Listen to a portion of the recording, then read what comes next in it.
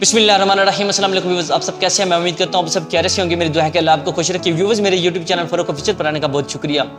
सुबह नमाज पढ़ने से दिन का आगाज़ करने के बाद अपने आप से ये दो जुमले ज़रूर कहिएगा, यकीन कीजिए आपकी ज़िंदगी बदल जाएगी।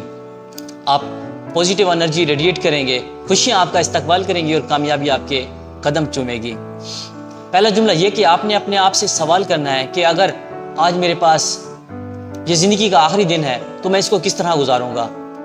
जब आप ये सवाल अपने आप से हर रोज़ करेंगे सुबह, तो आपके जहन में तमाम वो सवाल आ जाएंगे जिनको आप एक अरसे से डिले करते आ रहे हैं। आप परफेक्ट मूवमेंट का इंतज़ार करते थे कि मैं इसको उस दिन करूँगा, फिर उस दिन करूँगा, मगर वो परफेक्ट मूवमेंट कभी नहीं आती।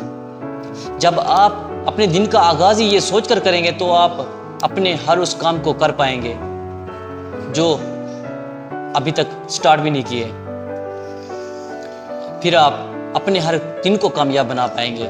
इस दुनिया में दो तरह के लोग होते हैं। एक वो लोग होते हैं जो कहते हैं कि हमारे पास बेशुमार टाइम है और हमने बहुत कुछ करना है, लेकिन वो कुछ नहीं करते। दूसरे वो लोग होते हैं जिनको इस बात का अंदाज़ा होता है कि हमारे पास एक लिमिटेड टाइम है, एक मुख्तसर टाइम है, और वो खुद को ये याद दिलाते रहते हैं कि हमने एक दिन इस दुनिया से चले जाना है, और ये तल्ख हकीकत है। दूसरा जुमला जो कि आपने कहना है वो है शुक्र अदा करना, अल्लाह ताला का शुक्र अदा करना, शुक्रगुजारी से काम लेना।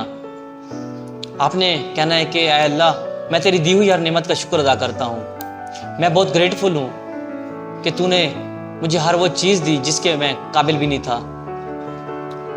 अल्लाह ताला का शुक्र अदा करते हुए जब आप दिन का आगाज़ करेंगे तो आपको कामयाबी से कोई शख्स नहीं रोक सकता।